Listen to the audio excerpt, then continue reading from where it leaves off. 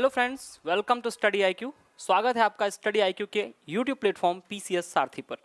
यहाँ पर हम लोग बात करने वाले हैं मध्य प्रदेश के बजट की।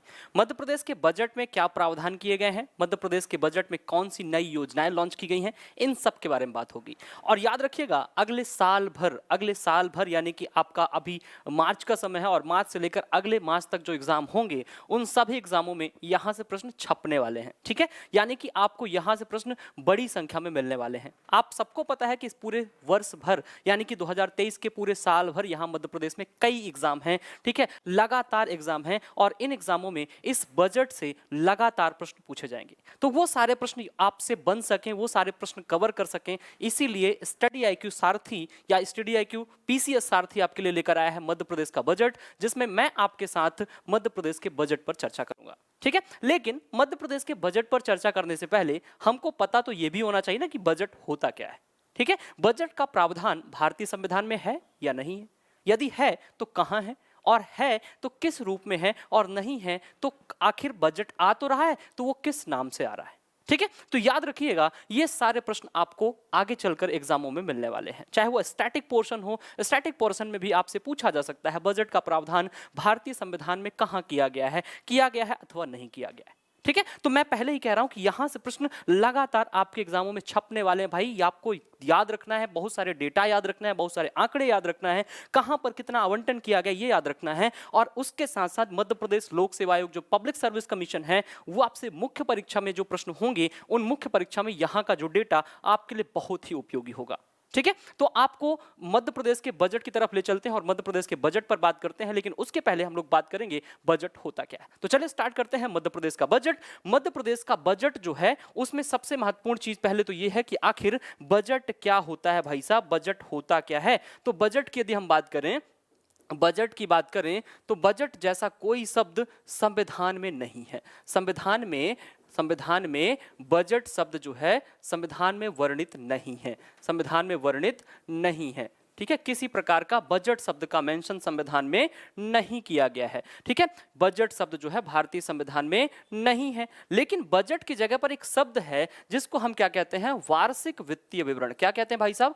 वार्षिक वित्तीय विवरण कहते हैं। क्या कहते हैं? वार्षिक वित्तीय विवरण कहते हैं। और ये जो वार्षिक वित्तीय विवरण है, इसी को हम लोग आम बोलचाल की भाषा में जनरली क्या कह देते हैं, बजट कह देते हैं। ठीक है, तो यहां पर आपको याद रखना है कि जब आपका वार्षिक वित्तीय विवरण है, एनुअल फाइनेंशियल डिस्क्रिप्शन है, वो आपको यहां पर बताया जा रहा है। ठीक है, यदि हम बात करें संवैधानिक प्रावधानों की, एक वार्षिक वित्तीय विवरण कहां है, तो याद रखिएगा, जब हम केंद्र सरकार के बजट की बात करते हैं, केंद्र सरकार के फाइनेंशियल विवरण की बात करते हैं, वार्षिक वित्तीय विवरण की बात करते हैं, तो वो हमको मिलता है अनुच्छेद 112 में। कहां मिलता है सर? अनुच्छेद 112 में। छाप लीजिए, लिख लीजिए इसको, अनुच्छेद 112 में केंद्र सरकार का बजट देखने को मिलता है। और केंद्र सरकार का जो बजट है राष्ट्रपति की अनुमति पर, ठीक है, उस केंद्रीय वित्त मंत्री के द्वारा संसद में प्रस्तुत किया जाता है। ठीक है, उसके बाद आपका यहीं पर बात कर सकते हैं राज्य सरकार या राज्य विधानसभाओं का जो बजट होता है उसका प्रावधान कहां किया गया सर?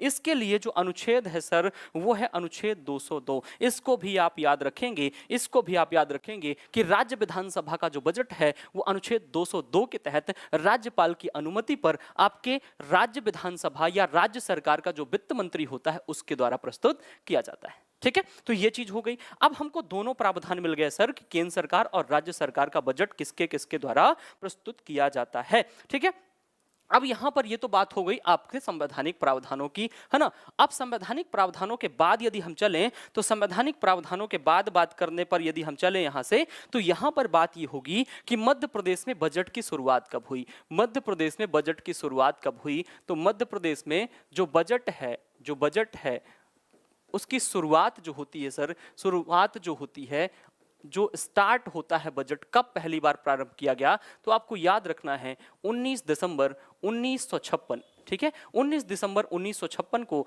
मध्य प्रदेश का फर्स्ट बजट क्या किया जाता है, प्रस्तुत किया जाता है। अब आपके प्रश्न दिमाग में आ चुका होगा कि किसके द्वारा प्रस्तुत किया गया है। बिल्कुल आपके प्रश्न का समाधान होगा, वो भगवंत राव मंडलोई थे, जिन्होंने क्या किया था, आपके 19 दिसंबर 1956 को मध्य प्रदेश का पहला बजट प्रस्तुत किया था। ठीक है, और ये वही भगवंत राव मंडलोई हैं जो बाद में मध्य प्रदेश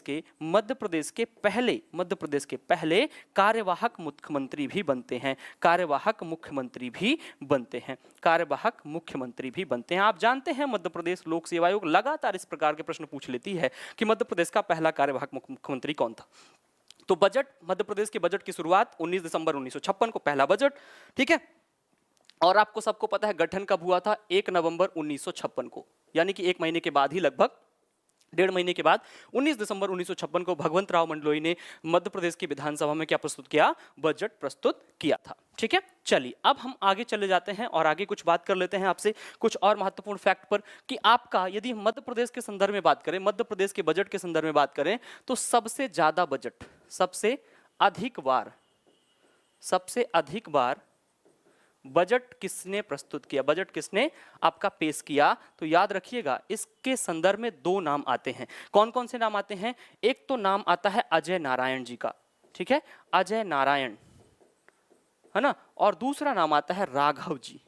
ये दोनों वित्त मंत्री रहे हैं मध्य प्रदेश में, और इन्होंने दोनों ने ही कम से कम कहें या 10 बार, ठीक है, 10 बार दोनों ने ही क्या किया है, बजट पेश किया है। तो सर्वाधिक बजट पेश करने वाले जो मध्य प्रदेश के मुख्यमंत्री रहे हैं वो अजय नारायण और राघव जी रहे हैं। ये बात आपको याद रखनी है। ठीक है, अब एक सामान्य सा प्रश्न और यहाँ पे बन सकता है कि ऐसे कौन से मुख्यमंत्री हैं, ऐसे मुख्यमंत्री, ऐसे सीएम, चीफ मिनिस्टर जिन्होंने क्या किया हो, जिन्होंने बजट पेश किया हो, ठीक है, बजट पेश किया हो। ऐसा क्या कब हो सकता है, जब मुख्यमंत्री वित्त मंत्री का प्रभार, वित्त मंत्री का जो चार्ज है, फाइनेंस मिनिस्टर का जो चार्ज है, अपने पास खुद रखते हैं। ऐसी परिस्थिति पर जो चीफ मिनिस्टर होता है वही भाई साहब क्या कर देता है, बजट पेश कर लेता है। और ऐसी स्थिति पर मध्य प्रदेश में 2 बार हुई है।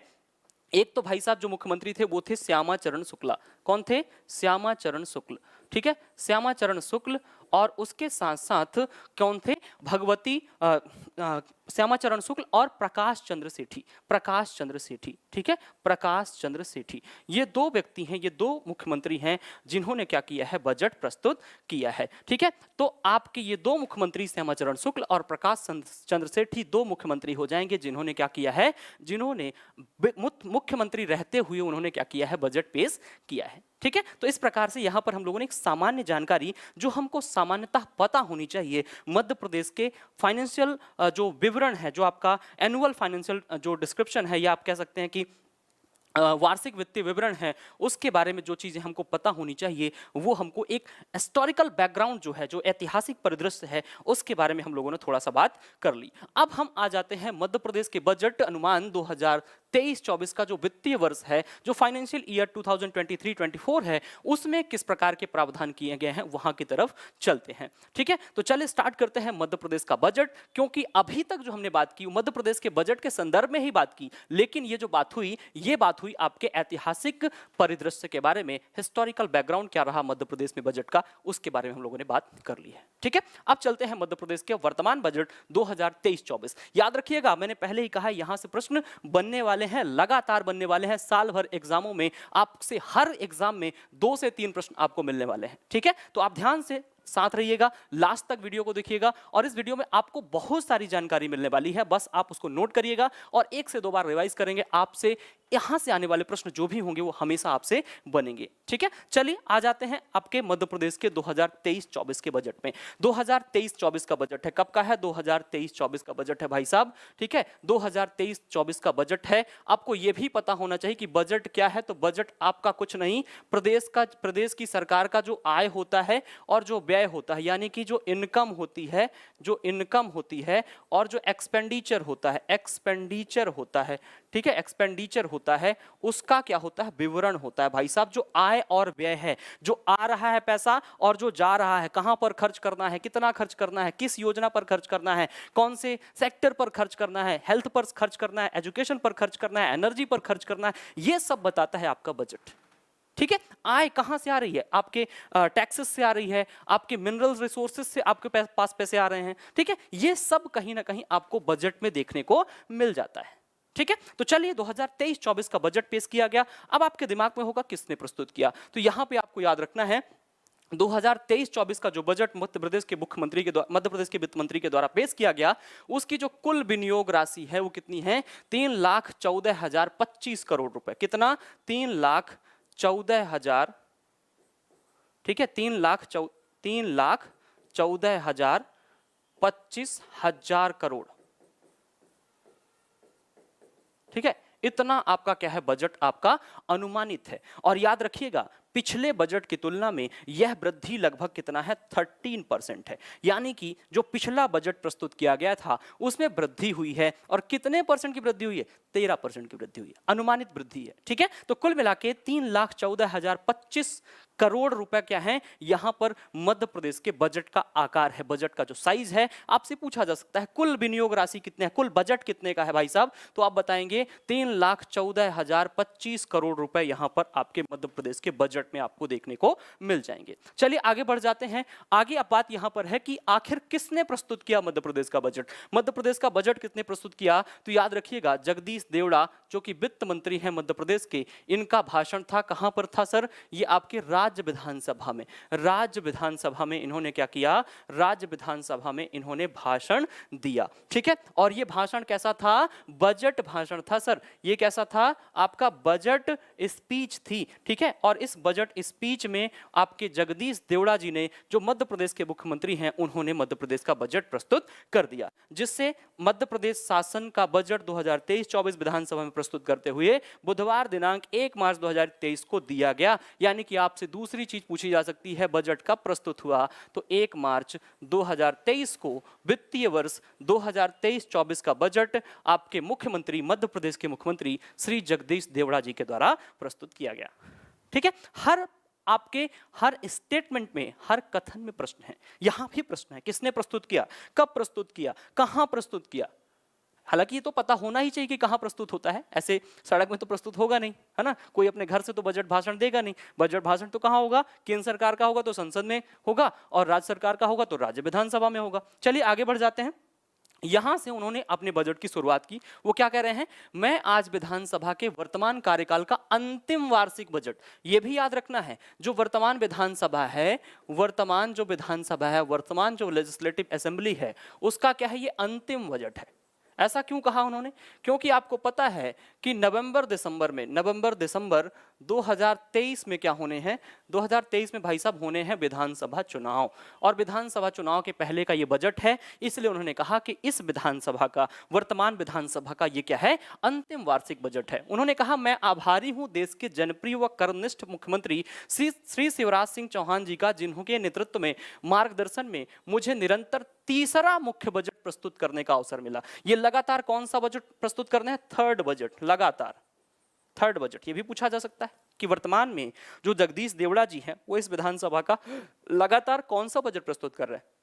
ठीक है, तो तीसरा क्यों, क्योंकि भाई साहब आपको पता होगा कि 2018 में जब चुनाव हुए थे, कांग्रेस की सरकार बनी थी, और एक बार जो है बजट कांग्रेस की सरकार के वित्त मंत्री ने क्या किया था, प्रस्तुत किया था, और दूसरा वर्ष आते आते उनकी सरकार गिर गई थी। उसके बाद मुख्यमंत्री बने, और उसके बाद जो कह सकते हैं कि वित्त मंत्री बने जगदीश देवड़ा जी, वो लगातार 3 बार बजट पेश कर चुके हैं। चलिए आगे बढ़ जाते हैं, अगला पॉइंट देखते हैं। अब उन्होंने जब बजट की शुरुआत की तो कुछ इस प्रकार से उन्होंने शेरो शायरी भी की कि भारत मध्य स्वयंभू ज्योतिर्लिंग यजामहे, भारत मध्य स्वयंभू ज्योतिर्लिंगम यजामहे, हेर पार ब्रह्म परमेश्वर शिव शंभु दयामहे, जय श्री महाकाल, जय श्री महाकाल। इस उद्घोष के साथ उन्होंने मध्य प्रदेश के अगले फाइनेंशियल ईयर 2023-24 का बजट प्रस्तुत किया।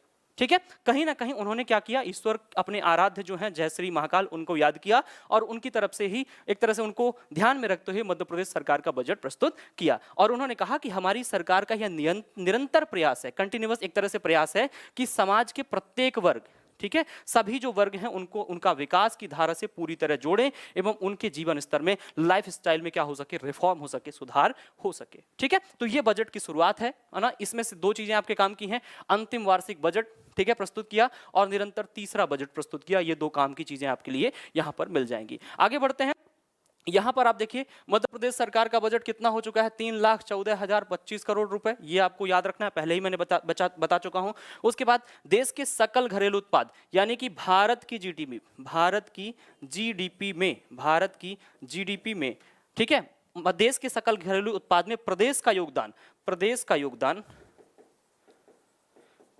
योगदान बढ़ गया भाई साहब। कितने से बढ़ गया है आप देखिए, पहले कितना था 3.6, ठीक है, 3.6 से कितना हो गया है आपका 4.8, 3.6 से 4.8% हो चुका है, ठीक है। अब 4%, 4.8% हुआ है, ठीक है, जो पहले कितना था आपका 3.6% हुआ करता था, ठीक है, क्लियर है। अब बढ़ते हैं आगे, आगे क्या है, आगे देखते हैं हम लोग क्या है आगे हमारा। देखिए अब यहां से हो जाती है आपके बजट के मुख्य जो भाषण, जो आपके मुख्य डाटा है उसकी शुरुआत यहां से हो जाती है। यहां पर क्या कहा गया, राज्य के सकल घरेलू उत्पाद यानी कि SGDP, स्टेट जीडीपी में वर्ष 2022-23 में अग्रिम अनुमानों के अनुसार प्रचलित दर यानी कि चालू कीमतें, ठीक है, चालू कीमतों पर 16.43% की वृद्धि हुई है। कितनी हुई भाई साहब, 16.43। वहीं यदि हम स्थिर कीमतों पर बात करें, स्थिर कीमतों पर बात करें तो स्थिर कीमतों पर आपको बताया गया था, कहां पर बताया गया था, आपको बताया गया था आर्थिक सर्वेक्षण पर, और स्थिर कीमतों पर जो वृद्धि हुई है वो 7.06% की हुई। कितनी हुई है, 7.06% की हुई है, ठीक है। उसके बाद देश के सकल घरेलू उत्पाद में हमारे प्रदेश का योगदान विगत 10 वर्षों में 3.6% से बढ़कर कितना हो गया, 4.8%। लगभग पिछले 10 वर्षों में लगातार हमारी वृद्धि हो रही है। पहले 3.6% था, अब यह बढ़कर कितना हो गया 4.8%, यानी पूरे भारत की जीडीपी में लगभग कितना 4.8% का हिस्सा जो है किसका है, आपके जीएसडीपी, ठीक है, यानी कि एसजीडीपी, स्टेट जीडीपी, और कौन से स्टेट की, मध्य प्रदेश के जीडीपी का योगदान मध्य प्रदेश लगातार भारत की जीडीपी में बढ़ रहा है, ठीक है। यदि जीडीपी का आकार मध्य प्रदेश का बढ़ रहा है तो वो तो स्वाभाविक सी बात है कि बढ़ना ही है। उसके बाद बात कर लेते हैं प्रति व्यक्ति आय की, यानी कि पर कैपिटा इनकम, पीसीआई जिसको कहते हैं। पीसीआई क्या है, प्रचलित भावों पर, प्रचलित भाव यानी कि चालू कीमतों पर, 2011-12 में 38,497 थी भाई साहब। कितनी थी, 38,497, और अब कितनी हो गई है, अब ये हो गई है 1,40,583 रुपए, 1,40,583 रुपए। इसको लिख लीजिए भैया, ये बहुत ही महत्वपूर्ण डेटा है। 38,000 रुपए हुआ करती थी 2011 में, 38,497, वहां से बढ़कर 1,40,583 रुपए हो चुके हैं। लगभग 3 गुना की वृद्धि हुई है। कितने वर्षों में, लगभग 10 वर्षों में। यह चीज आपके लिए बहुत ही महत्वपूर्ण है। दो डेटा हो गया, एक तो जीडीपी में हमारा योगदान कितना हो गया 4.8%, एक डेटा ये हो गया कि हमारी पर कैपिटा इनकम पिछले 10 वर्षों में 3 गुना बढ़ चुकी है और वर्तमान में 1,40,583 रुपए हो चुकी है। आगे बढ़ जाते हैं, इसे जनता का बजट कहा गया। भाई साहब जनता का बजट तो है ही, क्योंकि सरकार ही जनता की है, ठीक है। पीपल्स बजट कहा गया है, पीपल्स बजट। क्यों कहा गया ऐसा, क्योंकि इस बजट में क्या किया गया सर, बजट में जनता के सुझावों को माना गया है, जनता के सुझावों को शामिल किया गया है। अब भाई साहब ये जनता कहां से आती है हमको नहीं पता, क्योंकि कभी आप और हम तो सुझाव देते नहीं है। ये कौन सी जनता है, कहां से आती है, ये पता नहीं, ठीक है। लेकिन सरकार ने कहा है कि लगभग 4,302, कितने, 4,302 यहां पर क्या हुए थे, सुझाव प्राप्त हुए थे। और ये सुझाव विभिन्न माध्यमों से थे, विभिन्न सोशल मीडिया माध्यम से, दूरभाष यानी कि टेलीफोन से, आपके ईमेल से, आपके डाक पत्रों के माध्यम से ये सुझाव सरकार को प्राप्त हुए थे। और सरकार कह रही कि जो सुझाव जनता ने दिए थे उन सुझावों को इस बजट में शामिल किया गया है, इसीलिए इसको क्या कहा जा रहा है, जनता का बजट कहा जा रहा है। ये आपको याद रखना है। दूसरी चीज 2023-24 का ये जो बजट है ना, ये तो आपको पता चली गया है, आपकी विनियोग राशि बता ही दी गई है। पिछले बजट से कितना 13% क्या है, 13% अधिक है। ये चीज भी आपको थोड़ा सा याद रखना है ना। पिछला जो बजट था उससे 13% अधिक है। आगे बढ़ जाते हैं, बजट 2023-24 एक नजर में हम संसाधन की जो हमारी प्राप्तियां हैं, जहां से चीजें क्या हो रही, जो हमारी आय है, उस आय की मद क्या है, सोर्स क्या है, वो आपको बताया जाएगा यहाँ पे। तो सोर्स में देखिए, एक तो स्टेट टैक्स है, राज्य कर, स्टेट में जो टैक्स हैं उनके माध्यम से कितना आ जा रहा है, ठीक है। उसके बाद सेंट्रल टैक्स में कितना हिस्सा है, सेंट्रल के जो टैक्सेस हैं उसमें कितना हिस्सा है, ठीक है। उसके बाद नॉन टैक्सेस रेवेन्यू जो है, ठीक है, गैर कर राजस्व जिसको कहते हैं। केंद्र से सहायता अनुदान जो सेंट्रल ग्रांट होता है वो कितना है, ग्रांट जो होता है वो कितना है।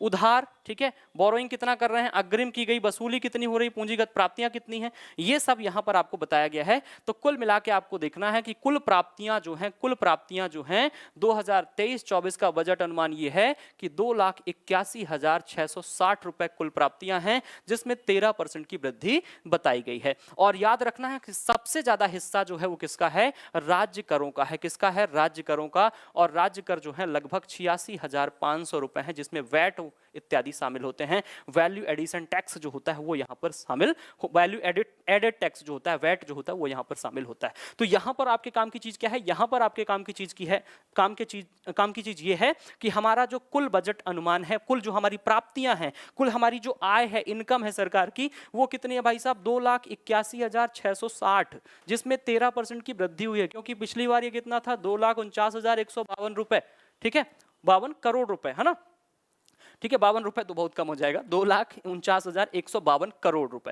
है ना। उसके बाद यहां पर यह भी याद रखना है कि आपका जो इसमें वृद्धि हुई है 13% की हुई है। और इसमें सबसे ज्यादा जो हिस्सा है वो राज्य कर का है। स्टेट टैक्सेस का पार्ट जो है, हिस्सा जो है, भाग जो है वो ज्यादा है, और वो लगभग कितना है, 86,500, उसमें लगभग 19% की वृद्धि हुई है। क्योंकि पहले कितना हुआ करता था, 72,860 रुपए। यहाँ पे और कोई डेटा आपको याद रखने की आवश्यकता नहीं है, बाकी के डेटा को तरफ आपको ध्यान देने की आवश्यकता नहीं, केवल ये डेटा आपको इतना याद रखना है। कुल प्राप्तियां कितनी हैं और राज्य में जो आपका राज्य कर है उसका योगदान कितना है, ये चीज आपको याद रखनी। आगे बढ़ जाते हैं। बजट 2023-24 में एक नजर में संसाधन जो बताए जा रहे हैं वहां पर कितना कितना योगदान है। तो देखिए, राज्य कर का जो योगदान है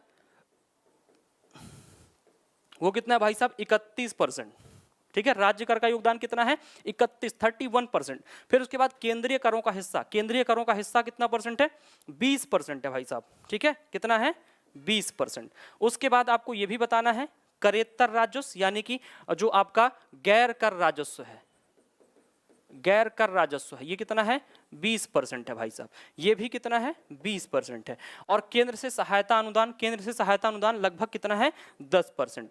और जो लोक ऋण है वो कितना है, 5%, कितना है, 5%। तो इस प्रकार से यहां पर इस डेटा को आपको थोड़ा सा याद रखना है, यहां पर आपको चीजें याद रखनी है ना। तो कुल मिला के ये आपका चीजें क्लियर यहां पे कर देगा। 20%, 20%, ठीक है, 31%, 10%, 5%, ये आपका बजट संसाधन हो जाएगा। बाकी के जो अन्य आपके आय होती हैं उनको भी यहां पर शामिल किया गया है, जो यहां पर आप देखिए लिखे हुए हैं, है ना। तो इसके आधार पर आप उसको देख सकते हैं, ठीक है। तो कुल मिला के यहां पर आपको चीजें क्लियर कर दी गई हैं। बजट संसाधन में किस प्रकार की, कहां से कौन सा आय आ रहा है, आपसे पूछा क्या जाएगा कि जो बजट संसाधन है, बजट की जो आय है, ठीक है, क्योंकि आय व्यय का विवरण ही होता है। आय का सबसे बड़ा स्रोत क्या है, आय का सबसे बड़ा स्रोत क्या है, तो वो आप बता दोगे कि वो है भाई साहब राज्य कर, क्या है, स्टेट टैक्स, और वो कितना है, लगभग 31%। टोटल जो इनकम है उसका 31% जो है आपके स्टेट टैक्स यानी राज्य करों के माध्यम से प्राप्त हो जाती है। आगे बढ़ जाते हैं। राज्य के प्रमुख कर राजस्व, कहां से कौन सा कर प्राप्त होता है ये आपको यहां पर बताना है। राज्य में जो कर राजस्व है वो कहां से कितना प्राप्त होता है वो यहां पर आपको बताना है, ठीक है। तो आप देखिए, राज्य के प्रमुख कर राजस्व जो है उसमें आपका सबसे ज्यादा जो मान है वो किसका है, सबसे ज्यादा जो मान है भाई साहब वो आपके जीएसटी का है। किसका है, जीएसटी का है। तो जीएसटी का कितना है ये भी आपको पता होना चाहिए। बाकी के जो कर राजस्व है उनमें कितना है ये भी आपको पता होना चाहिए। तो उसको यहां पर हमको देखना है कि सबसे ज्यादा यदि जीएसटी का है तो जीएसटी का कितना है, ठीक है।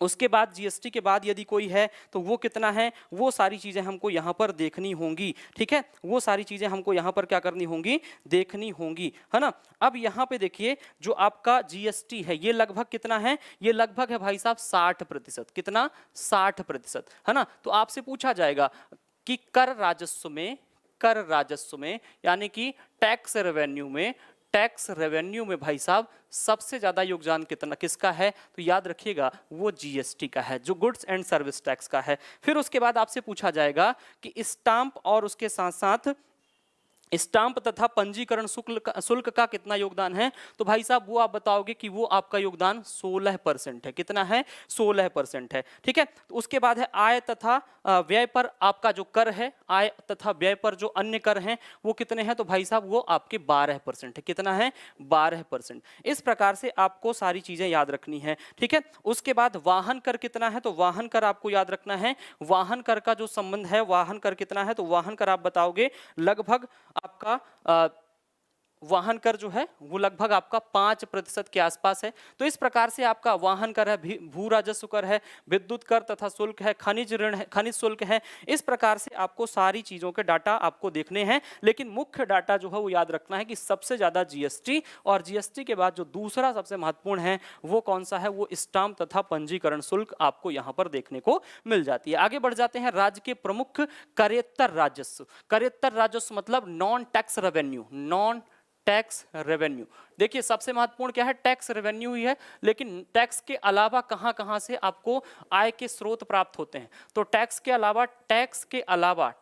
अलावा जो स्रोत हैं उनको हम क्या कहते हैं? गैर करेत्तर। ठीक है, गैर कर राजस्व, या इसी को हम कहते हैं करेत्तर राजस्व, नॉन टैक्स रेवेन्यू। तो जो नॉन टैक्स रेवेन्यू से सबसे ज्यादा जो प्राप्ति होती है किससे होती है? खनिज से होती है। भाई साहब कितना हुआ है? 8,150 करोड़ रुपए। ये सारा डाटा जो है किसमें है? करोड़ में है। ठीक है, 8,150 करोड़। पूछा क्या जाएगा? मध्य प्रदेश सरकार का सबसे ज्यादा गैर करेत्तर राजस्व कहां से प्राप्त होता है? Non tax revenue Madhya Pradesh सरकार को सबसे ज्यादा कहां से प्राप्त होता है? खनिज से प्राप्त होता है। फिर किससे प्राप्त होता है? वन से, और बाकी अन्य में आपको देखने को मिल सकता है। अन्य को मिला दें तो लगभग 5,113 करोड़ रुपए आपको अन्य गैर कर राजस्वों से चीजें प्राप्त हो जाती हैं। टोटल यदि हम देखें कुल नॉन टैक्स रेवेन्यू जो प्राप्त होता है मध्य प्रदेश सरकार को, तो नॉन टैक्स रेवेन्यू की बात करें तो वो लगभग प्राप्त होता है 14,913 करोड़ रुपए। 14,913 करोड़ रुपए, ये छोटी राशि नहीं भाई साहब, ये बहुत बड़ी राशि है, और ये नॉन टैक्स रेवेन्यू है। इसमें किसी प्रकार का टैक्स शामिल नहीं है। खनिज का जो मध्य प्रदेश सरकार का जो कह सकते हैं जो हिस्सा है, खनिजों से जो सरकार आय प्राप्त करती है, वनों से जो आय प्राप्त करती है, ये सब हिस्सा कुल मिलाकर 14,913 करोड़ रुपए आपको देखने को मिल जाएगा। आगे बढ़ जाते हैं। ब्याज राजस्व प्राप्ति अनुपात। ठीक है, ब्याज और राजस्व प्राप्ति का जो अनुपात है, उसको हमको यहां पर बताना है। इसका मतलब क्या है? आप ये समझिए कि टोटल जो इंटरेस्ट है, जो सरकार ने कर्ज ले रखे हैं, इंटरेस्ट यानी कि ब्याज, और उसके साथ साथ जो सरकार का रेवेन्यू प्राप्त होता है, इसमें से कितना पैसा उस रेवेन्यू में से कहां चला जाता है? ब्याज में चला जाता है, वो आपको बताना है। तो यहां पर आपको याद रखिएगा कि लगभग 10% जो है अनुपात आपको देखने को मिलेगा। यानी कि 10% जो है बजट अनुमान 2023-24 के अकॉर्डिंग वो आपका बजट और उसके साथ साथ राजस्व प्राप्ति अनुपात है। ये आपको याद रखना है। राजस्व प्राप्ति जो अनुपात है, बजट राजस्व प्राप्ति अनुपात जो है वो कितना है? 10% है। ये आपको याद रखना है 2023-24 का आंकड़ा। ये ग्राफ में आप देख सकते हैं 11-12 से लेकर और 23-24 तक के आंकड़े ये मध्य प्रदेश सरकार के द्वारा दिए गए हैं। ठीक है, जहां पर आप लगातार देख रहे हैं कि ये जो है आपका 8.7 पॉइंट, लगभग 8 से 10 के बीच में हर जगह आपको देखने को मिल रहा है। ठीक है, ये कहां शुरू हो रहा है? 7.7, 7.4 ये सबसे कम है, और सबसे ऊपर की यदि हम बात करें तो 10.9% जो आपको यहां देखने को मिल रहा है। तो ये पूरा ग्राफ एकदम ऐसा ज्यादा ऊपर नीचे नहीं हो रहा, लेकिन उसी अनुपात में ये चलता रहता है। ठीक है, चलिए आगे बढ़ जाते हैं। आगे हम बात कर लेते हैं राजकोषीय घाटा की। बहुत ही महत्वपूर्ण चीज है फिस्कल डेफिसिट। फिस्कल डेफिसिट, अब ये फिजिकल डेफिसिट क्या है भाई साहब? राजकोषीय घाटा है। भारत में बजट में राजकोषीय घाटा जो है कुल बताया गया है 55,709 करोड़। कितना? 55,709 करोड़। ये राजकोषीय घाटा वो होता है जो टोटल आय है वो सरकार की क्या होती? कम होती है, और टोटल जो व्यय है वो क्या होता है? ज्यादा होता है। ठीक है, क्या होता है? ज्यादा होता है। तो टोटल आय और टोटल व्यय, जब टोटल आय कम हो और व्यय ज्यादा हो तो उसके बीच में क्या होता है? अंतर जो देखने को मिलता है वही होता है आपका राजकोषीय घाटा। राजकोषीय घाटा यानी कि सरकार की आय जो है वो कम है और व्यय क्या है? ज्यादा है। उसके बीच का जो अंतर है, यानी कि सरकार की कुल व्यय और सरकार के कुल आय में जो अंतर है वही क्या कहलाता है, राजकोषीय घाटा, और वो वर्तमान में कितना है, 55,709 करोड़ रुपए है। और ये सरकार के, आपको यहां पर याद रखना है कि सरकार के कुल सकल घरेलू उत्पाद का, सरकार की कुल जीडीपी का, देश राज्य की कुल जीडीपी का 4.02% है। कितना, 4.02% है। ये दोनों ही डेटा आपको याद रखना है कि टोटल जो आपका फिजिकल डेफिसिट है वो 55,709 करोड़ रुपए है, और कुल कितने प्रतिशत है जीडीपी का, तो 4.02% है। बिल्कुल यहां से प्रश्न आपको मिलने वाला है। ठीक है, कहीं ना कहीं किसी ना किसी एग्जाम में 100% यहां से प्रश्न पूछे जाएंगे। अभी आपका पटवारी का एग्जाम है, वहां पर यहां पे प्रश्न छप चुके होंगे भाई साहब।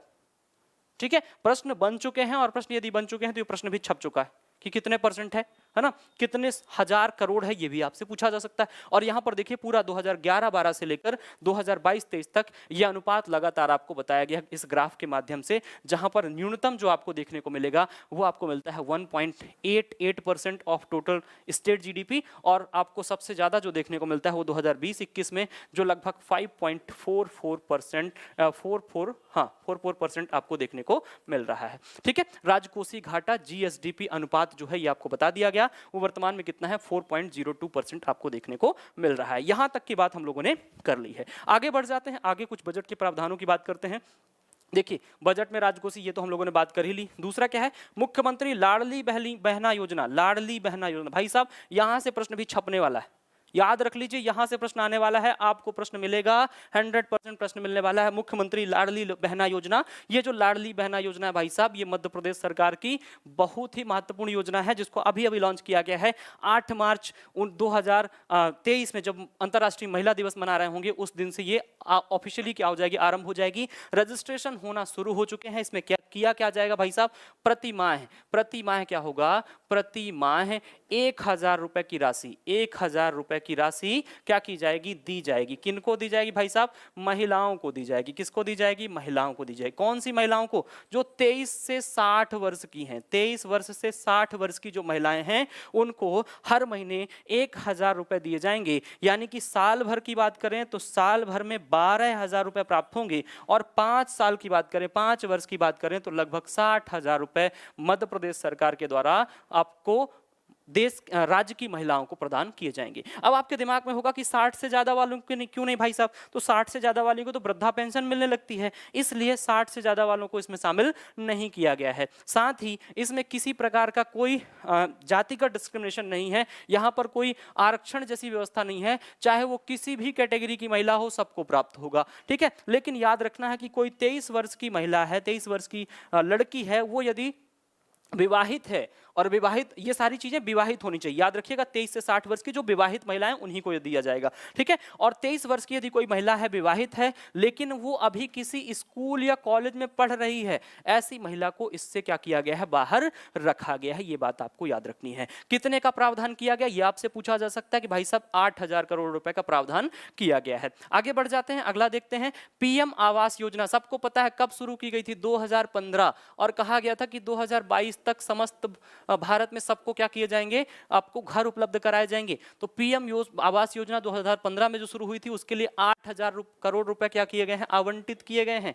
ठीक है, यानी कि 8,000 करोड़ रुपए यहां पर क्या है, दिए गए हैं पीएम आवास योजना के तहत। जल जीवन मिशन कब शुरू किया गया था भाई साहब, 2019 में जल जीवन मिशन शुरू किया गया था। ठीक है, और जल जीवन मिशन में क्या हुआ था, कितने दिए गए हैं, 7,332 करोड़ रुपए। ये केंद्रीय योजना है। ठीक है, केंद्रीय योजना में लेकिन आपके राज्यों का भी कुछ ना कुछ योगदान होता है। तो आपके जल जीवन मिशन में क्या किया गया है, यहां पर कहा गया है हर घर नल से जल, हर घर नल से जल, यानी कि हर घर में क्या किया जाएगा, जो आपका नल होता है वहां से पानी उपलब्ध कराने की व्यवस्था है, शुद्ध पेयजल की व्यवस्था करने का उद्देश्य है। और इसके लिए आपको याद रखना है कि सबसे पहला राज्य जो है हो गया है हर घर नल से जल देने वाला। सबसे पहला जो राज्य हो गया भाई साहब, ये कौन है, गोवा। गोवा में क्या हुआ है, 100% घरों में आपका क्या हो चुका है, नल से पानी उपलब्ध कराया जाने लगा है। ठीक है, उसके बाद आपको यह भी याद रखना है कि पहला, यदि हम जिले की बात करें, पहले जिले की बात करें तो पहला जिला जो है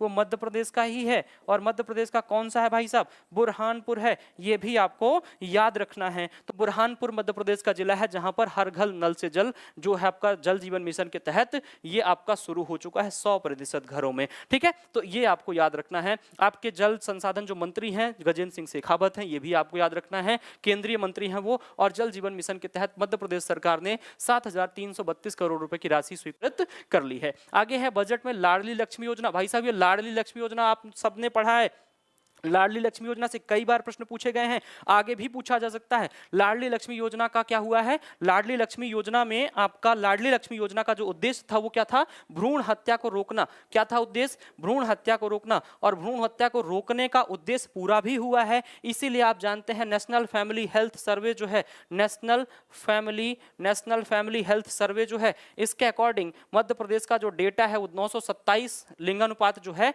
वो 927 से बढ़कर कितना हो चुका है, 956 हो चुका है। ये आपको याद रखना है। नेशनल फैमिली हेल्थ सर्वे 4 में आपको बताया गया था 927, और नेशनल फैमिली हेल्थ सर्वे जो 2019 से 2021 के बीच का है, इसमें बता दिया गया कि मध्य प्रदेश का लिंगानुपात 956 हो चुका है। इसका जो ये जो परिणाम है ये किसका है, लाडली लक्ष्मी योजना का ही परिणाम है। और याद रखिएगा ये भी है कि केवल लाडली लक्ष्मी योजना का परिणाम नहीं, लेकिन ऐसी समस्त योजनाएं जो आपके बच्चियों के लिए, जो महिलाओं के लिए, जो ग्रामीण विकास के लिए की गई हैं, वो सारी योजनाओं के तहत ही क्या हो रहा है, आपके लिंगानुपात में वृद्धि हो रही है, भ्रूण हत्या को रोका जा रहा है। ठीक है, तो लाडली लक्ष्मी योजना जो 1 अप्रैल 2007 को शुरू हुई थी भाई साहब, 2007 को शुरू हुई थी, इसको क्या किया गया है, इसके लिए 929 करोड़ रुपए का प्रावधान इस वर्ष किया गया है। अब यहाँ पे ये भी याद रखना है कि अभी अभी क्या किया गया है, लाडली लक्ष्मी योजना की जो राशि है उसको बढ़ा दिया गया है। वो कितना हो चुका है, 1,43,000 रुपए। जो पहले कितना हुआ करता था, 1,18,000 रुपए होती थी राशि, उसको 25,000 रुपए बढ़ा दिया गया है, और वर्तमान में ये राशि कितनी कर दी गई है, 1,43,000 कर दी गई है। अब आपको कमेंट करके बताना है कि बजट कि आपकी जो लाडली लक्ष्मी योजना 2.0 की शुरुआत कब और कहां से हुई, ये आपको कमेंट करके बताना है। चलिए, राज्य में महिला स्वयं सहायता समूह यानी कि वुमेन सेल्फ हेल्प ग्रुप के लिए 660 करोड़ रुपए भाई साहब याद रखिएगा। आपके वुमेन एम्पावरमेंट, महिला सशक्तिकरण को लेकर ये चीज है, आपके महिला शक्ति को, नारी शक्ति को लेकर ये चीज है, जहां पर 660 करोड़ रुपए महिला सेल्फ हेल्प ग्रुप यानी कि महिला स्व सहायता समूहों के लिए उपलब्ध कराए गए हैं। ठीक है, अब सेल्फ हेल्प ग्रुप की संख्या की बात करें तो मध्य प्रदेश में लगभग 4,20,000 के आसपास या 4,20,000 से अधिक अभी वर्तमान में सेल्फ हेल्प ग्रुप काम कर रहे हैं, ये भी आपको याद रखना है। ठीक है, आगे बढ़ जाते हैं। अगला क्या है, अटल कृषि ज्योति योजना के लिए 5520 करोड़ रुपए दिए गए हैं, है ना। प्रधानमंत्री मातृत्व वंदना योजना 2017 भाई साहब, कब 2017, कौन सी योजना है, केंद्रीय योजना है। ठीक है, किसकी योजना है, महिला एवं बाल विकास मंत्रालय, महिला एवं बाल विकास मंत्रालय यानी कि women and child development ministry जो है उसके द्वारा ये मातृत्व वंदना योजना शुरू की गई है। यहाँ पे वो महिलाएं जो 19 वर्ष की आयु पूर्ण कर चुकी हैं, 19 वर्ष की आयु पूर्ण कर चुकी हैं, वो यदि माँ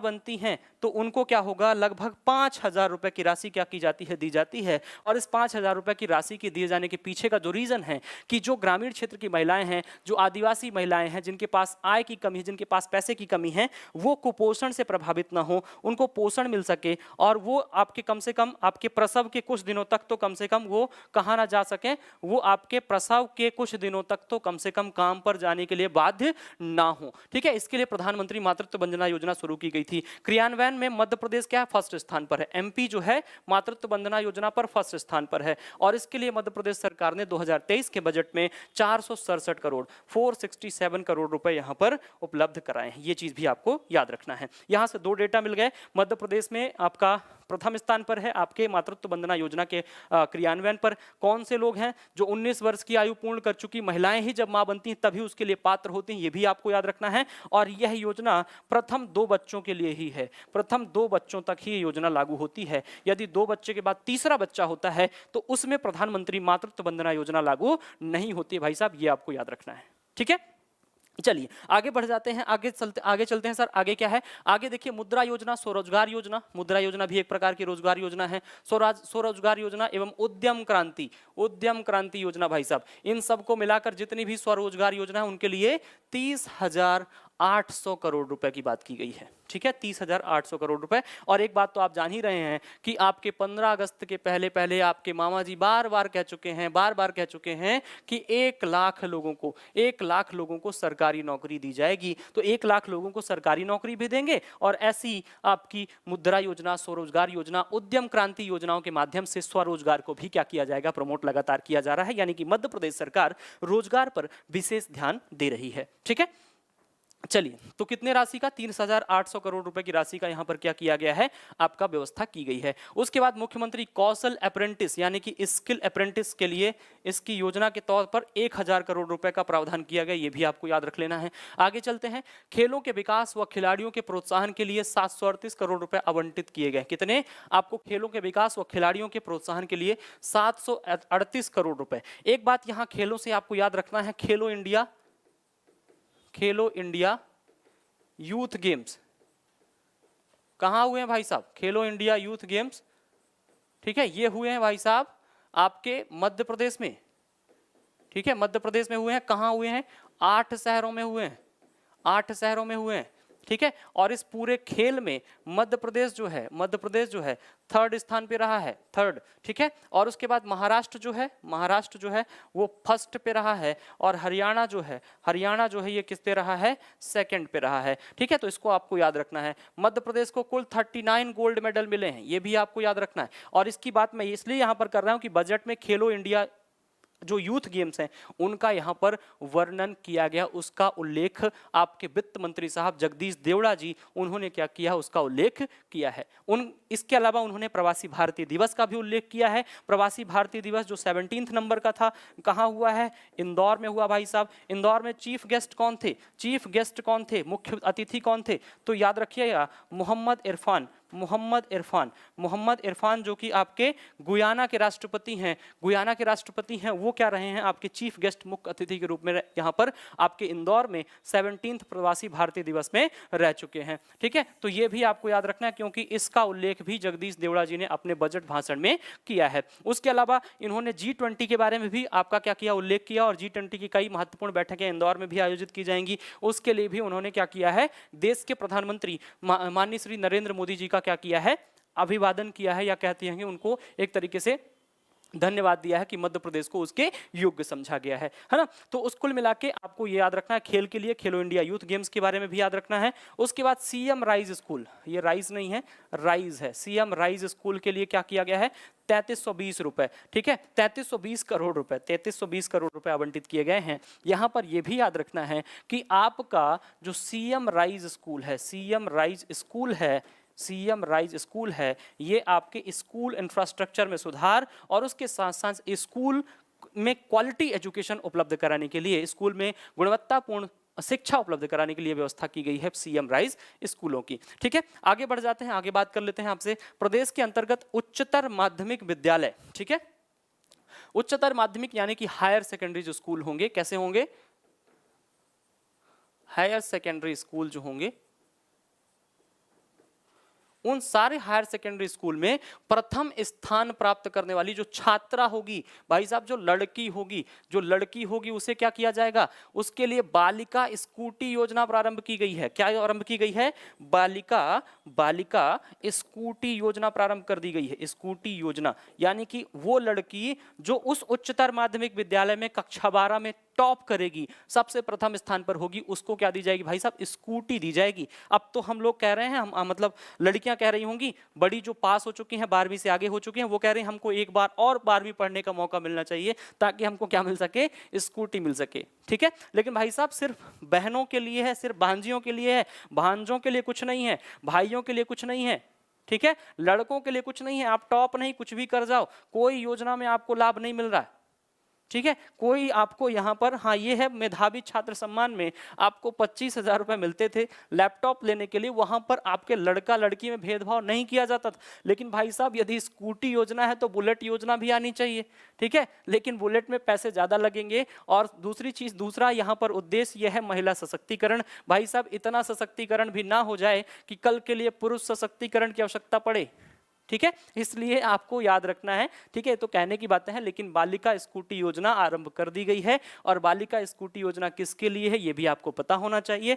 स्कूल में एक ही लड़की को दिया जाएगा, ठीक है, सबको नहीं दिया जाएगा। अब जैसे आपका मेधावी छात्र सम्मान जो है वहां पर 85% जो प्राप्त करते हैं उन सबको, जो भी जितने भी पास कर जाएं, यदि 100 लड़के भी 85% लाते हैं तो 100 के 100 लड़कों को क्या मिलता है, आपके मेधावी छात्र सम्मान 25,000 रुपए की प्रोत्साहन राशि दी जाती है। लेकिन यदि बालिका स्कूटी योजना की बात करें तो जो सबसे ज्यादा नंबर पाएगी केवल उसी एक कह सकते हैं कि बालिका को ही वो दिया जाएगा, ठीक है। उसके बाद देखिए शिक्षा के क्षेत्र में, एजुकेशन सेक्टर में 38,375 करोड़ रुपए, 38,375 करोड़ रुपए की राशि स्वीकृत की गई है। और शिक्षा बजट में वृद्धि हुई है भाई साहब, ये आपके लिए महत्वपूर्ण है कि 2023-24 में शिक्षा बजट में वृद्धि की गई है। वो भी कितने की, 5532 करोड़, 5,532 करोड़ रुपए की वृद्धि कर दी गई है आपके शिक्षा बजट में।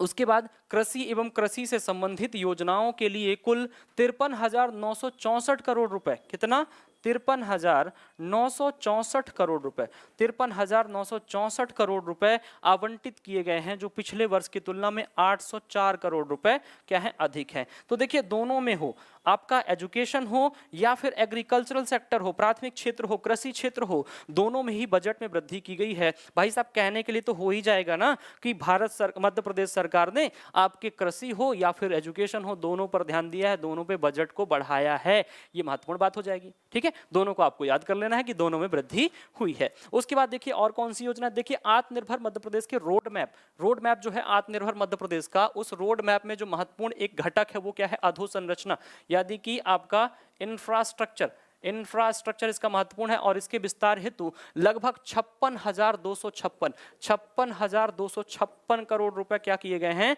आपके बताए गए हैं या आवंटित किए गए हैं, ठीक है। और उसमें ये भी आपको याद रखना है कि 2022-23 की तुलना में ये 7456 करोड़ रुपए अधिक है। तो देखिए आपका चाहे शिक्षा हो, ठीक है, चाहे कृषि हो या फिर आपका अधोसंरचना हो या अवसंरचना हो, इन सब पर क्या हुई है, इन सब पर भाई साहब वृद्धि हुई है। यहां पर स्टार लगा लीजिए और पूछा जा सकता है कहां कहां वृद्धि हुई, तो आप बता दोगे तीनों में वृद्धि हुई है, ठीक है। जैसे क्वेश्चन पूछ ले 2023-24 के बजट में निम्नलिखित कथनों पर विचार कीजिए, और कहा जाए कि शिक्षा के क्षेत्र में बजट को बढ़ाया गया है, उसके बाद कह दिया जाए कृषि के क्षेत्र में बजट को बढ़ाया गया है, अधोसंरचना के क्षेत्र में बजट को बढ़ाया गया है, नीचे लिख दे उपयुक्त सभी कथन सही है। तो सच में भैया उपयुक्त सभी कथन सही है, सब में वृद्धि की गई है, ठीक है।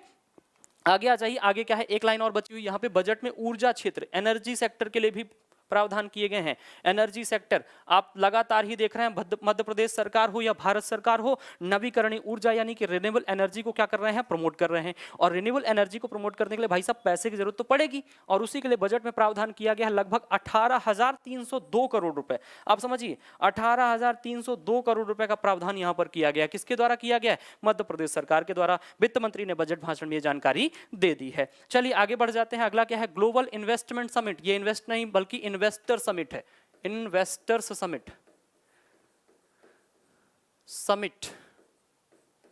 इन्वेस्टर समिट, जो कब हुआ, 11-12 जनवरी 2023। कहां हुआ भाई साहब, इंदौर में हुआ। और जो इंदौर में ग्लोबल इन्वेस्टर समिट हुई ना, उसके उसके तौर पर मध्य प्रदेश सरकार को 15,42,000 करोड़ रुपए क्या हो चुके हैं, प्राप्त हो चुके हैं। 15,42,000 करोड़ की राशि यहां पर प्राप्त हो चुकी है ना। चलिए, तो यहां पर कुल मिला के 15,42,000 करोड़ रुपए की निवेश प्राप्त हुआ है, ये आपको याद रखना है, निवेश प्राप्त हो चुका है। उसके बाद देखिए भारत नेट जो है, भारत नेट परियोजना के अंतर्गत 185 करोड़ रुपए की राशि क्या की गई है, स्वीकृत की गई है। अब आपके दिमाग में होगा कि भारत नेट क्या है, तो नेशनल ऑप्टिकल फाइबर नेटवर्क, 2011 में ये योजना क्या की गई थी, लॉन्च की गई थी। इसके तहत क्या था, देश की जो 2.5 लाख पंचायतें हैं, देश की जो 2.5 लाख पंचायतें हैं, इनको क्या करना था, इनको आपके ब्रॉडबैंड कनेक्शन से जोड़ना था। ब्रॉडबैंड कनेक्शन से इनको जोड़ने का ये आपका एक लक्ष्य था, और यही आपका नेशनल ऑप्टिकल फाइबर नेटवर्क ही बाद में क्या बन गया, भारत नेट परियोजना। ठीक है, तो इसका उद्देश्य क्या है, 2.5 लाख पंचायतें जो हैं उनको क्या करना है, ऑप्टिकल फाइबर नेटवर्क से जोड़ना है या ब्रॉडबैंड कनेक्शन से जोड़ना है, जिसके लिए 185 करोड़ रुपए क्या किए गए हैं, यहां पर आवंटित किए गए हैं। आगे बढ़ जाते हैं। मध्य प्रदेश सरकार द्वारा 89 आदिवासी विकास खंडों में 2047 तक सिकल सेल एनीमिया, भाई साहब केंद्रीय बजट में भी इसका प्रावधान है, केंद्रीय बजट में भी इसका प्रावधान है, और उसमें कहा गया था कि 2047 तक हम क्या करेंगे, इसका उन्मूलन कर देंगे, उसको समाप्त कर देंगे। ठीक है, और उसके लिए यहां पर 50 करोड़ रुपए की राशि क्या की गई है, 50 करोड़ की राशि यहां पर दी गई है। 50 करोड़ की राशि सिकल सेल एनीमिया के उन्मूलन के लिए मध्य प्रदेश सरकार ने बजट में आवंटित किया है। उसके बाद आयुष्मान भारत योजना सबको पता है, 2018 आपकी जो स्वास्थ्य योजना है, राष्ट्रीय स्वास्थ्य नीति है, नेशनल हेल्थ पॉलिसी जो है 2017 की, उसके तहत जो सार्वभौमिकरण करना था आपका, यूनिवर्सलाइजेशन आपका करना था किसका, हेल्थ का, उसके तहत ही 2018 में क्या लाई गई, आयुष्मान भारत योजना। आयुष्मान भारत योजना, और आयुष्मान भारत योजना के तहत क्या होता है भाई साहब, आयुष्मान भारत योजना के तहत 5 लाख रुपए का हेल्थ बीमा, 5 लाख रुपए प्रति परिवार प्रति वर्ष यहां पर आपको उपलब्ध कराया जाता है। ठीक है, तो ये योजना जो है आपकी विश्व की सबसे बड़ी जो हेल्थ आपकी स्कीम्स हैं उनमें से एक है आयुष्मान भारत योजना, और इसके तहत मध्य प्रदेश सरकार ने 953 करोड़ यानी कि 953 करोड़ रुपए का बजट आवंटन यहां पर किया है। ठीक है, चलिए आगे बढ़ जाते हैं। अगला क्या है, अगला देख लेते हैं। यहां पर ग्रीन बजट की बात हुई है, ग्रीन बजट पेश किया गया। ग्रीन बजट क्यों पेश किया गया, क्योंकि भारत सरकार द्वारा 15 वर्ष से अधिक आयु के वाहनों को चालन से हटाने एवं उन्हें वैज्ञानिक रीति से नष्ट करने की नीति जारी की है। ठीक है, उसके साथ साथ प्रदेश सरकार भी इस नीति को अप्रैल 2023 से लागू करने वाली है, क्योंकि इंडिया में क्या किया गया है, इंडियन गवर्नमेंट ने क्या किया है, इंडियन गवर्नमेंट ने 15 वर्ष पुराने जो वाहन होंगे उनके लिए क्या कर दी जाएगी, उनको अब बंद कर दिया जाएगा। ठीक है, और उसके साथ साथ उस नीति को सरकार ने भी क्या कर दिया है, लागू कर लिया, और इसके लिए लगभग 1000 शासकीय वाहनों का संचालन बंद कर दिया जाएगा। कितना, 1000 आपके शासकीय वाहन।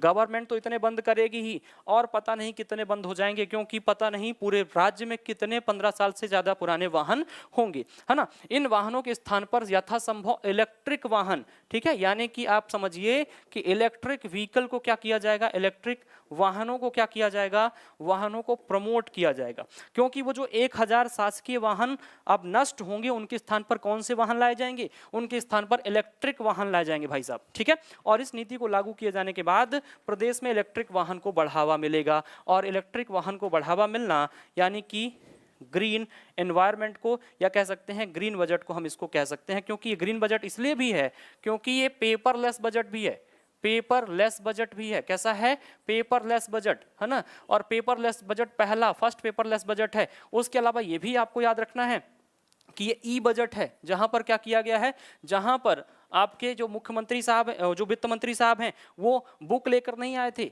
वो कोई रजिस्टर लेकर नहीं आए थे, वो क्या लेके आए थे, वो टैबलेट लेके आए थे, जहां पर वो टैब में देखकर क्या कर रहे थे, बजट का भाषण पढ़ रहे थे। ठीक है, और उसके साथ साथ ये भी आप रखना है कि पूरे मध्य प्रदेश का ये 65वां बजट था। जो एक डेटा था वो छूट चुका था, तो आप याद रखिए पूरे मध्य प्रदेश का 65वां बजट ये प्रस्तुत किया है जगदीश देवड़ा जी ने। आगे बढ़ जाते हैं। नगर निगम इंदौर द्वारा इंदौर ग्रीन बॉन्ड से 244 करोड़ रुपए, इंदौर नगर निगम ने क्या किया है, इंदौर ग्रीन बॉन्ड जारी किया है, ग्रीन बॉन्ड जारी किया है।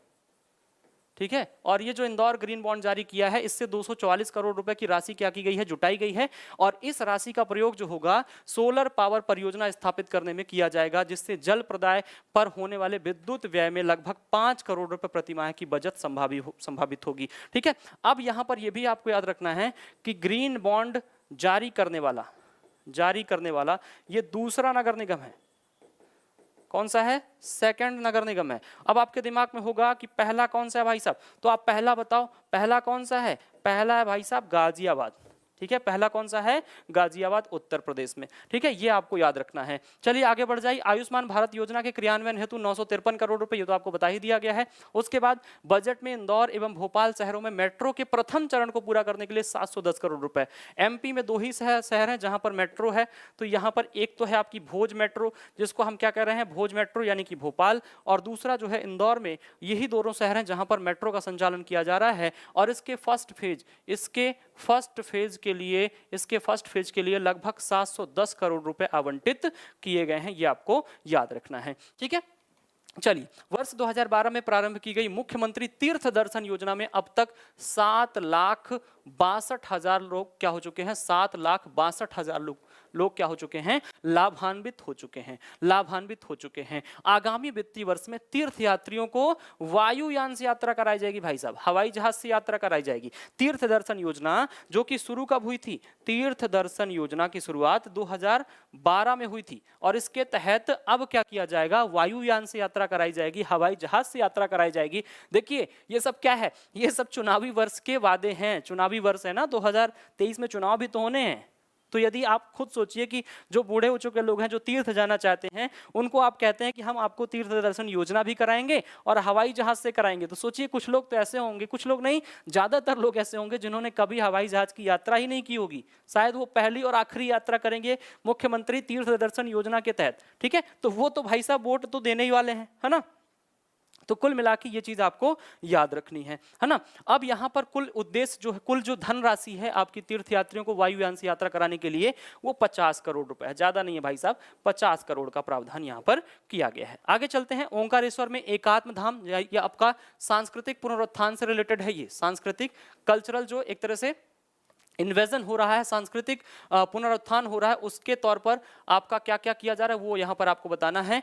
ओंकारेश्वर में एकात्म धाम स्थापित किया जा रहा है। ठीक है, श्रद्धायुक्त प्रयास है, ये तो ठीक है। अन्य आस्था केंद्रों जैसे सलकनपुर में श्री देवी महालोक, सागर में संत रविदास स्मारक, ओरछा में राम राजा लोक, चित्रकूट में दिव्य वनवासी रामलोक को भी श्रद्धापूर्ण भाव स्वरूप दिया जा रहा है। इस हेतु वर्ष 2023 में कितना 358 करोड़ रुपए क्या किए गए हैं, दिए जा रहे हैं। ठीक है, वेदांत पीठ हो या फिर आपका राम राजा लोक हो, राम वनवासी लोक हो, दिव्य वनवासी रामलोक हो, या फिर आपका सलकनपुर में देवी महालोक हो, इन सब के लिए लगभग 358 करोड़ रुपए का आवंटन यहां पर किया गया है। आगे चलते हैं। राज्य ग्रामीण आजीविका मिशन के लिए कितना दिया गया भाई साहब, 660 करोड़ रुपए। 660 करोड़ रुपए दिए गए हैं किसके लिए, आपके राज्य ग्रामीण आजीविका मिशन के लिए। ठीक है, उसके बाद पंचायती राज संस्थाओं के लिए, पंचायती राज संस्थाओं के स्थानीय विकास हेतु 1906 करोड़ रुपए, 1906 करोड़ रुपए दिए गए हैं। ठीक है, उसके बाद संबल योजना हेतु 600 करोड़ रुपए की राशि का आवंटन किया गया। किसके लिए, मुख्यमंत्री संबल योजना। मुख्यमंत्री संबल योजना के लिए भाई साहब 600 करोड़ रुपए, 600 करोड़ रुपए का प्रावधान किया गया, ये भी आपको बताना है। उसके बाद मनरेगा के लिए, मनरेगा जो कब शुरू हुई थी, 2006 में। ठीक है, और 2009 में नाम भी बदला गया था, महात्मा गांधी राष्ट्रीय ग्रामीण रोजगार गारंटी योजना। महात्मा गांधी राष्ट्रीय ग्रामीण रोजगार गारंटी योजना के तहत जो मध्य प्रदेश में इस बार आवंटन किया गया हो कितना है, ज्यादा नहीं है, 3500 करोड़ रुपए। कितना, 3500 करोड़ रुपए का आवंटन यहां पर किया गया। कितना किया गया भाई साहब, 3500 करोड़ रुपए। किसके तहत, महात्मा गांधी नेशनल रोजगार गारंटी योजना। ठीक है, इसके तहत क्या किया गया है, इसके तहत लगभग आपके 3500 करोड़ रुपए का प्रावधान यहां पर किया गया है, ये आपको यहां पर बता दिया गया। संबल योजना के लिए कितना किया गया भाई साहब, ये भी आपको बता दिया गया, 600 करोड़ रुपए का प्रावधान किया गया है। आगे बढ़ जाते हैं। सतना, दतिया, शिवपुरी, रतलाम में चिकित्सा महाविद्यालय खोलने हेतु 418 करोड़ रुपए की राशि का प्रावधान किया गया। कितना, 418 करोड़ रुपए की राशि, यानी कि सतना हो, उसके साथ साथ दतिया हो, सतना के साथ दतिया के बाद शिवपुरी हो, रतलाम हो, यहाँ पर क्या किए जाएंगे, मेडिकल कॉलेज खोले जाएंगे, और इसके लिए 418 करोड़ रुपए का प्रावधान यहाँ पर किया गया है, ये बात भी आपको याद रखना है। उसके बाद है बजट में पॉस्को एक्ट के अंतर्गत फास्ट ट्रैक कोर्ट बन सकें, और फास्ट ट्रैक कोर्ट के बाद फास्ट ट्रैक वहां पर सुनवाई हो सके, इसके लिए क्या किया गया भाई साहब, इसके लिए इनकी स्थापना के लिए 120 करोड़ रुपए का प्रावधान किया गया। कितना, 120 करोड़ रुपए। पॉस्को एक्ट क्या होता है, पॉस्को एक्ट आप सबको पता है। पॉक्सो एक्ट जो आपका, पॉक्सो एक्ट जो होता है वो आपके छोटे ठीक है, जो आपके कम उम्र के बच्चे होते हैं उनके साथ जो आपका लैंगिक अपराध होते हैं उसके संदर्भ में ये एक्ट लागू होता है। और वहां पर आपका क्या किया गया, उसके लिए फास्ट ट्रैक कोर्ट बनाया जा सके और जल्दी सुनवाई हो सके, इसके लिए क्या किया गया है, उनकी स्थापना के लिए 120 करोड़ रुपए की राशि का आवंटन यहां पर किया गया है। ठीक है, ये आपको याद रखना है। उसके अलावा हेल्थ सेक्टर में एक महत्वपूर्ण बात यह भी की गई है कि एमबीबीएस सीट बढ़ाई गई हैं। एमबीबीएस की जो सीट होती हैं उनमें वृद्धि की गई है। वो पहले जो होती थी आपके 2055 होती थी, 2055 से बढ़ाकर कितना कर दिया गया, 3605 सीटें कर दी गई हैं, 3605 सीटें कर दी गई हैं। ठीक है, और ये यूजी की बात है। और जो पीजी है, पीजी में क्या कर दिया गया है, पीजी में 649 से बढ़ाकर 915 कर दिया गया है। ये हेल्थ सेक्टर में एक और महत्वपूर्ण बात है, ये आपको याद रखना है ना। इस प्रकार से आपको यहां पर चीजें बता दी गई। पॉक्सो एक्ट के संबंध में, पॉक्सो नहीं है पॉक्सो एक्ट है ना, तो पॉक्सो एक्ट के संबंध में भी चीजें आपको क्लियर कर दी गई हैं। आगे बात कर लेते हैं, आगे बढ़ते हैं। मुख्यमंत्री कन्या विवाह एवं निकाह योजना, निकाह नहीं है निकाह, आप सब जानते हैं जो इस्लाम धर्म है उसमें विवाह को क्या कहा जाता था, क्या कहा जाता है, निकाह कहा जाता है। तो मुख्यमंत्री कन्या विवाह एवं निकाह योजना के लिए 80 करोड़ रुपए की राशि प्रारंभ की गई, इस राशि आवंटित की गई है। याद रखिएगा, मुख्यमंत्री कन्यादान योजना, इसकी शुरुआत हुई थी भाई साहब 2006 में। ठीक है, अब बाद में इसका नाम क्या कर दिया गया, बाद में इसका नाम कर दिया गया मुख्यमंत्री कन्या विवाह प्लस निकाह योजना, ये आपकी योजना लॉन्च की गई। और इसका नाम कब बदला गया भाई साहब, ये कब किया गया, 2015 में। अब वर्तमान में इसकी राशि भी बढ़ा दी गई है। पहले 51,000 रुपए दिए जाते थे, अब दिए जाने लगे भाई साहब 55,000 रुपए। पहले कितने दिए जाते थे, 51,000 रुपए, अब दिए जाते हैं 55,000 रुपए मुख्यमंत्री कन्या विवाह एवं निकाह योजना के तहत। ठीक है, ये चीज आपको क्लियरली यहां पर पता होनी चाहिए। ठीक है, उसके बाद है पीएम योजना के लिए, पीएम श्री योजना के लिए, पीएम श्री योजना। अब ये पीएम श्री योजना क्या है भाई साहब, तो याद रखिएगा, प्रधानमंत्री स्कूल फॉर राइजिंग इंडिया, ये योजना है। और इसके लिए 277 करोड़ रुपए, 277 करोड़ रुपए की राशि का प्रावधान किया गया है। ये पीएम श्री योजना कब शुरू हुई, तो याद रखिएगा 5 सितंबर 2022 को ये योजना शुरू की गई थी। और 5 सितंबर 2022 को प्रधानमंत्री आपका स्कूल फॉर राइजिंग इंडिया के नाम से प्रधानमंत्री श्री योजना की शुरुआत की गई, पीएम श्री योजना। और इसके लिए 270 करोड़ रुपए का प्रावधान यहां पर किया गया है। आगे डिफॉल्टर किसानों की ब्याज माफी समाधान हेतु 350 करोड़ रुपए का प्रावधान किया गया है। ठीक है, मध्य प्रदेश फसल बीमा योजना हेतु 2001 करोड़ रुपए तथा प्रधानमंत्री ग्राम सड़क योजना के लिए 1826 करोड़ रुपए की राशि का आवंटन यहां पर किया गया है। तो देखिए यहां पर लगभग बजट के जो सारे प्रावधान थे, बजट की जो सारी क्या थी, सारी आपके अनुमान थे और आवंटित राशि थी, इन सब के बारे में हम लोगों ने बात कर ली हो। चाहे वो युवा शक्ति हो, चाहे वो नारी शक्ति हो, चाहे अवसंरचना विकास हो, चाहे वो सांस्कृतिक पुनरुत्थान हो, शिक्षा हो, स्वास्थ्य हो, हर सेक्टर में मध्य प्रदेश सरकार के द्वारा प्रयास किया गया है। एग्रीकल्चर सेक्टर में वृद्धि की गई है, स्वास्थ्य क्षेत्र में वृद्धि की गई है, शिक्षा के क्षेत्र में वृद्धि की गई है। ठीक है, आपके कह सकते हैं कि अवसंरचना विकास में वृद्धि की गई है, सब में बजट को बढ़ाया गया है। और ये बजट कहीं ना कहीं, एक तो चुनावी साल का बजट है इसलिए चुनावी कुछ वादे भी हैं आपकी, जैसे बालिका स्कूटी योजना। ठीक है, दूसरा क्या है आपका मुख्यमंत्री लाडली बहना योजना। ये कुछ ऐसी योजनाएं हैं जो कहीं ना कहीं चुनाव को प्रभावित करती हैं। ठीक है, और सरकार के पास ये एक एज होता है, सरकार के पास, जो सरकार वर्तमान में होती है उसके पास कुछ नकारात्मक पॉइंट भी होते हैं, क्योंकि क्या होता है, सरकार जो पहले से है उसके पास एंटी इनकम्बेंसी का भी क्या होता है, एक खतरा होता है। दूसरी तरफ बजट जैसे उसके पास एक टूल्स होते हैं जिनके माध्यम से वो क्या कर सकती है, वर्तमान समय पर आपके जनता को लुभाने का प्रयास भी कर सकती है। तो इस प्रकार से हम लोगों ने यहाँ पर मध्य प्रदेश के बजट के सारे प्रावधानों को देख लिया। मैंने कहा है भाई साहब कि यहाँ पर जितने भी आपके क्वेश्चंस हैं वो आपके परीक्षाओं में छपने वाले हैं सर, बिल्कुल छपेंगे ही छपेंगे। आपको पूरे बजट के इस वीडियो को देखना है और यहाँ पर जो भी आपको लग रहा है कि ये महत्वपूर्ण चीजें ही यहाँ पर डाली गई हैं, हैं, लेकिन आपको सारी चीजों को याद रखना है, पढ़ना है। एक बार दो बार आप इसको रिवाइज करेंगे, आपको सीधा सीधा प्रश्न आपके एग्जाम में देखने को मिल जाएगा। चाहे वो बजट के अनुमान की राशि हो, चाहे वो योजनाएं हो, चाहे वो आपका राजकोषीय घाटा हो, चाहे वो आपके बजट की आय का सबसे महत्वपूर्ण स्रोत हो, ठीक है, आपके बजट और उसके साथ साथ ऋण और उसके साथ साथ ब्याज का जो अनुपात है वो हो, ये सब आपसे कहीं ना कहीं पूछा ही जाता है। ठीक है, कब बजट प्रस्तुत हुआ, किसने प्रस्तुत किया, लगातार कितने बार प्रस्तुत कर चुके हैं, पहला बजट कब आया, ठीक है, वर्तमान बजट कौन सा बजट था उस वित्त मंत्री का, ये सारी चीजें हम लोगों ने यहाँ पर डिस्कस की हैं। ठीक है, तो ये आपका सेशन, यहाँ पे बजट का सेशन हम लोग समाप्त करते हैं, और इस बजट के सेशन को समाप्त करने के साथ ही हम लोग मिलेंगे आपके अगले सेशन में। तब तक के लिए धन्यवाद, जय हिंद। पढ़ते रहिए, मस्त रहिए, लगातार पढ़िए, एग्जाम निकालिए और कुछ ना कुछ बन के दिखाइए। धन्यवाद, जय हिंद।